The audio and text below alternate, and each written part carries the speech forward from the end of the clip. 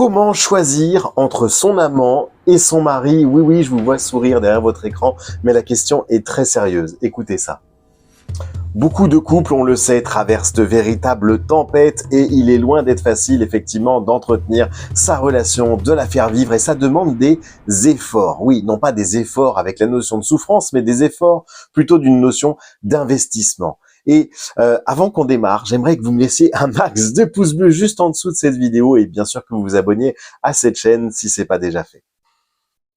Ne vous est-il jamais arrivé d'être dans une relation et vous vous posez cette question, est-ce que mes sentiments sont toujours là? Est-ce qu'il m'aime ou est-ce qu'elle m'aime toujours autant? Il nous arrive évidemment de passer à travers des phases de doute dans sa relation amoureuse. Rien d'étonnant. Cependant, il arrive parfois que pendant ces phases de doute, eh bien, un autre homme ou une autre femme pointe le bout de son nez à ce moment-là et vous allez évidemment rentrer dans une relation qu'on appelle relation d'adultère et incroyable, vous allez flasher complètement sur une autre personne et pourtant vous aimez toujours votre partenaire actuel et vous vous retrouvez dans un dilemme absolument compliqué, très complexe et vous êtes complètement perdu. Le problème, évidemment, c'est que vous allez devoir faire un choix parce que vous n'allez pas rester constamment dans une relation qui est cachée et vous devez clarifier les choses. Donc, à un moment donné, vous allez devoir choisir entre votre amant et votre mari. Et là, la question est loin d'être simple. Comment on fait? Comment on fait? Je vous explique tout. Hier, je faisais une vidéo sur le mensonge et j'expliquais que c'était extrêmement compliqué de mentir. Et c'est très compliqué déjà de gérer une relation, alors je vous le déconseille très fortement. Devoir sans arrêt dissimuler son téléphone, inventer des prétextes, chercher des excuses, bref, voir toujours l'autre personne en cachette, ça n'est pas une vie, et mentir à son conjoint, c'est pas non plus une vie et c'est pas très respectueux. Donc, en plus de ça, c'est vous qui êtes directement victime, puisque vous allez ressentir une certaine culpabilité derrière tout ça, et vous n'allez plus supporter de créer tous ces mensonges. Donc, vous avez envie que tout ça s'arrête. Alors, amour ou raison? Le conseil que je vais vous donner aujourd'hui, c'est bien sûr de peser le pour et le contre et de ne pas vous précipiter. Cette question demande à être mûrement réfléchie et ne tombez pas dans les pièges de l'émotionnel, des sentiments où on retrouve finalement cette sensation qu'on a perdue avec son partenaire actuel et qu'on retrouve chez son amant, les petits papillons dans le ventre, ce coup de foudre, on est palpitant, on est tout feu tout flamme et n'allez pas trop vite parce que beaucoup de personnes quittent leur partenaire et finissent très vite par le regretter. Donc ne tombez pas dans ce piège. Donc ne réagissez pas sur le coup des émotions, prenez du recul, peut-être aussi avec votre amant, il est temps de vraiment mesurer un petit peu vos envies, de faire le point sur vos attentes, quels sont vos besoins, qu'est-ce que vous désirez dans cette relation, est-ce qu'il n'y a vraiment plus rien à sauver dans votre couple actuel? Et prenez la mesure des conséquences de vos actes, ça c'est très très important. Et surtout, arrêtez de mener cette double vie le plus rapidement possible. Fixez-vous un délai, une date butoir à laquelle vous allez vous décider.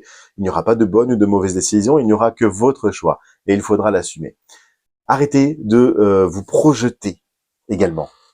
L'erreur que beaucoup de personnes que j'ai accompagnées font, c'est de se projeter, c'est-à-dire de prendre finalement les rêves qui n'ont pas été réalisés dans leur relation actuelle pour faire un transfert finalement sur la nouvelle relation en se disant je repars pas de zéro, simplement je vais vers une relation qui est mieux pour moi et je me projette comme je l'aurais fait avec l'ancienne relation. Sauf que l'ancienne relation, vous avez 10 ans déjà avec cette personne. La nouvelle, vous vous connaissez depuis 2 mois ou 3 mois. Donc, attention de ne pas se projeter trop loin, vous savez, hein, cette technique du miroir, de se projeter sur un délai de la relation. Ça fait 3 mois que vous l'avez rencontré, projetez-vous sur 3 mois, pas sur 10 ans, ok? Donc voilà, est-ce que vous vous imaginez aussi peut-être faire votre vie avec cette nouvelle personne? Est-ce que vous l'aimez vraiment ou est-ce que c'est simplement du désir, de l'attirance physique, charnelle? Est-ce que vous êtes heureux ou heureuse? Ça, c'est la question principale. Est-ce que vous êtes heureux dans la relation actuelle ou dans votre relation avec votre amant ou votre amante? Est-ce que vous arrivez aussi également à vous projeter avec votre amant? Sans se projeter trop loin, vous avez bien compris.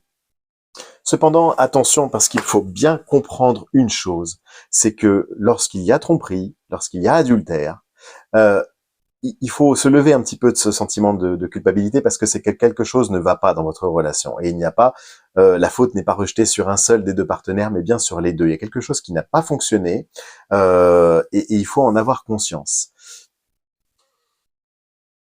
Demandez-vous une seule chose. Si vous avez débuté une relation extra-conjugale, ça n'est pas pour rien. C'est que derrière, il y a obligatoirement un manque à combler. Il y a quelque chose qui n'a pas été comblé dans cette relation.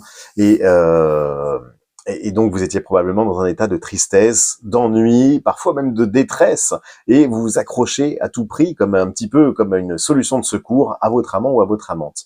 Et vous manquiez d'attention. Donc, ce n'est pas une excuse, mais il y a quelque chose à remettre en question dans cette relation. Ça peut être la routine, ça peut être le fait qu'il ne vous donne pas suffisamment d'attention. Mais avant de demander le divorce, réfléchissez bien à votre mariage. Est-ce que cette relation est indispensable? Repensez à ces années passées, à ces souvenirs, à la relation, à ses débuts, et comparez-la avec la relation aujourd'hui. Qu'est-ce qui a changé? Vous êtes tombée amoureuse peut-être d'un homme au départ. Qu'en est-il de cet homme aujourd'hui? On est tous en perpétuel changement. Je prends l'exemple d'un homme, ça peut être évidemment une femme.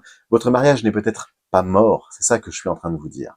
Donc peut-être qu'il est possible de sauver cette union, peut-être qu'il est possible de suivre une thérapie de couple et de mettre fin à certaines problématiques, d'accord?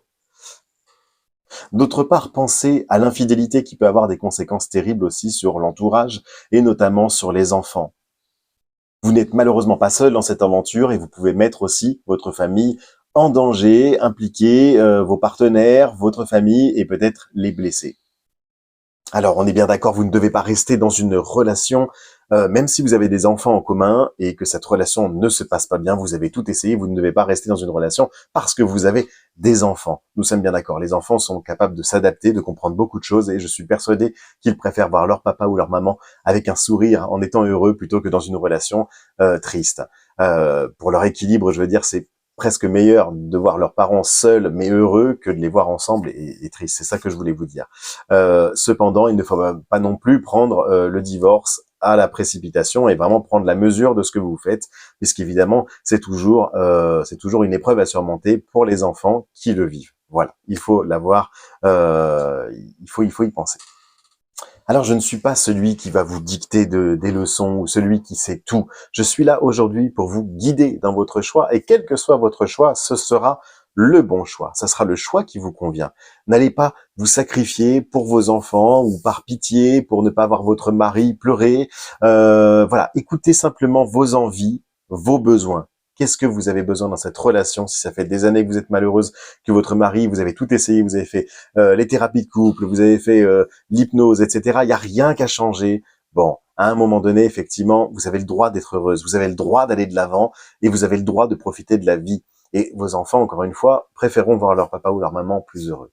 Donc, pesez le pour et le contre. Cette décision n'est pas simple. Évidemment, si vous avez besoin que je vous apporte mon éclairage, je suis aussi là pour ça. Si vous avez également besoin d'entamer une thérapie de couple, n'hésitez pas à prendre rendez-vous à mon cabinet de coaching. Je consulte en visio, donc n'hésitez pas à prendre rendez-vous sur le lien qui s'affiche juste ici. J'espère que cette vidéo vous a aidé. N'hésitez pas à liker et surtout à vous abonner à cette chaîne. Je vous dis à très bientôt. Prenez soin de vous les amis. Ciao, bye.